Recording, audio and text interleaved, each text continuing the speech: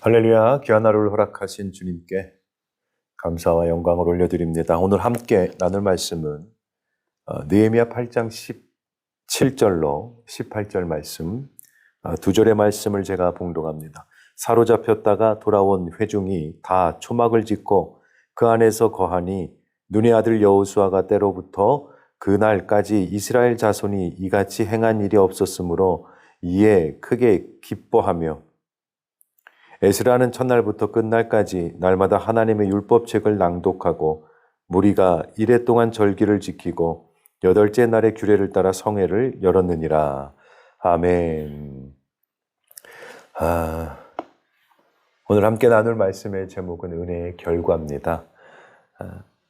가끔씩 아내에게 어떤 미안한 일이 생겨서 사과를 할 때면 그것을 사과라고 하는지 되물을 때가 있어요. 진심이 느껴지지 않는다. 여자들은 그 사과의 진심이 무엇인지 잘 모르겠지만 사과를 해도 진정성이 느껴지지 않는다. 이런 얘기를 종종 하더라고요.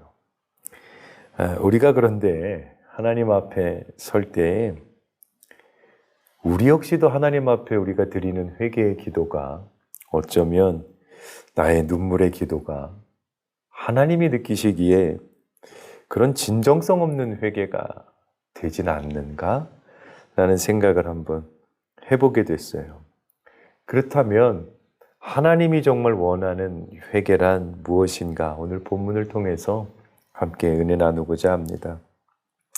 오늘 느헤미야는요, 드디어 성벽을 다 완성하고 하나님 앞에 봉헌식을 했어요. 지금으로 이야기하면 헌당 예배 이런 식으로 봉헌식을 하는데 또 이때가요, 마침내 우리로 이야기하면 설날과 같은 명절입니다. 신년 예배.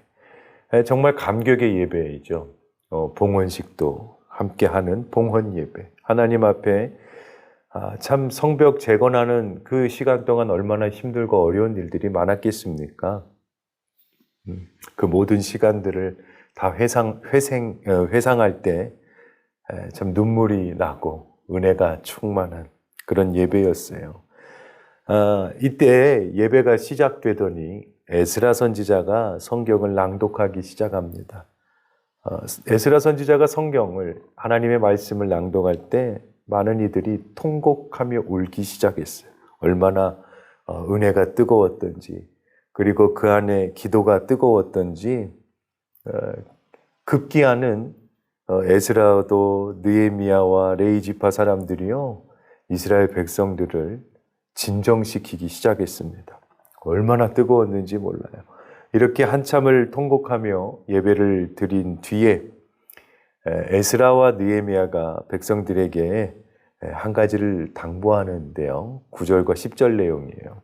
너희가 정말로 하나님 보실 때 정말 회개를 했다면 그 회개의 기도로 만족할 것이 아니라 은혜를 받음으로 만족하고 그것으로 끝나는 것이 아니라 너희의 삶의 자리에 돌아가서 꼭 일상 가운데 음식을 먹을 때 내 가족과 내 친구와 먹는 것이 아니라 너희 주위에 있는 그간 너희가 무시했던, 너희가 싫어했던 그런 사람들과 함께 나누라는 거예요.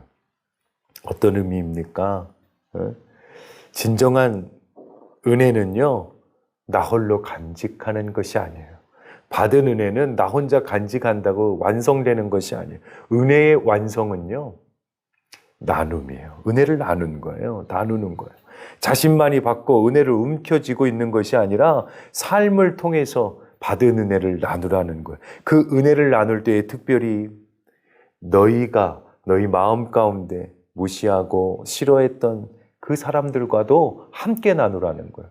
아멘. 은혜 받고 나면요, 사람을 바라보는 시각이 바뀌어져요. 미움도 사라져요. 불안도 사라져요.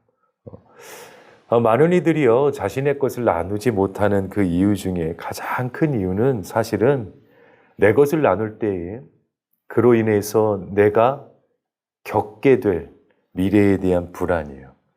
나의 미래가 불확실하기 때문에요. 내가 들고 있는 것을 누구와 나눈다는 것이 불안한 거예요. 내 손에 움켜쥐고 있어야 안심이 되는 거예요. 부자임에도 불구하고 자신의 불안으로 인색하게 사는 사람들이 있어요. 특히 물질, 하나님의 신뢰보다 돈에 대한 신뢰가 더 큰 사람, 내 것에 대한 신뢰가 하나님의 신뢰보다 더 큰 사람. 이런 사람이 성경에 한 사람 등장하죠. 누가복음 18장에 영생에 대해서 질문했던 젊은 관원 이야기. 우리 모두가 기억할 거예요. 사실 그 관원에게 주셨던 예수님의 말씀은 너희가 내가 가지고 있는 모든 것을 팔아서 가난한 이들과 나누어라가 아니에요. 하나님께서 그에게 주시고자 하는 그 말씀의 메시지는요, 내가 지금 이것들 다 내려놓아도 너는 다시 공급하실 하나님을 의지하고 살라라는 거예요. 할렐루야. 그런 믿음을 내가 가지고 있으라는 거예요. 내게 주신 모든 것이 없어도 나는 예수로 만족하겠습니다. 나는 하나님으로 만족하겠습니다. 절대적인 하나님에 대한 신뢰. 아브라함이 마치 이삭을 드릴 때에 하나님 앞에 하나님께서 예비하신다는 그 믿음, 그 하나님 앞에 부활의 신앙, 하나님은 언제나 오르시다, 이러한 믿음이 우리 안에 있길 축원합니다.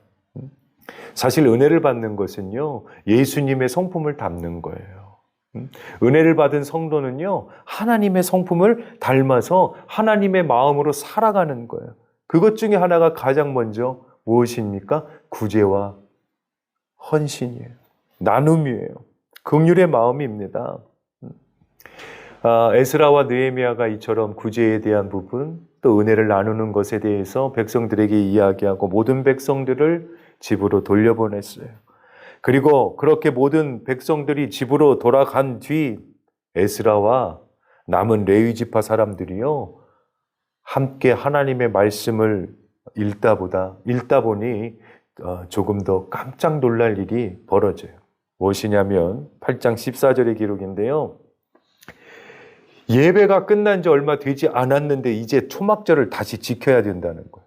그동안 잊고 살았어요. 이제는 하나님 뜻대로 살기로 했는데, 그렇게 결단했는데 지금 보니까 초막절을 다시 지켜야 한대요. 당시에는요, 그냥 우리 집 앞에 있는 교회를 가듯이 그렇게 갈 수 있는 거리가 아니에요. 삶의 장소를 옮겨야 하는 거, 예배를 위해서. 예배가 하루 만에 끝나는 것도 아니에요. 8일간이나 초막절을 지내야 되는 거예요. 더군다나 지금 어떤 예배를 드렸어요? 봉헌 예배, 신년 예배를. 농사 다 정지하고 신년 예배 드리고 온 지가 얼마가 되지 않아요. 그런데 다시 지금 무엇이라고요? 초막절을 지키래요. 얼마나 갈등이 있겠습니까? 세상에는요, 다 때가 있는 법이잖아요. 농사도요, 때가 있잖아요. 뿌릴 때가 있고 거두어야 할 때가 있고. 지금 또 그 먼 길을 어떻게 갑니까? 이 농사는 어떻게 하자는 말이에요. 심각한 고민이 생길 것 같아요. 우리 같으면 어떻게 선택하겠어요?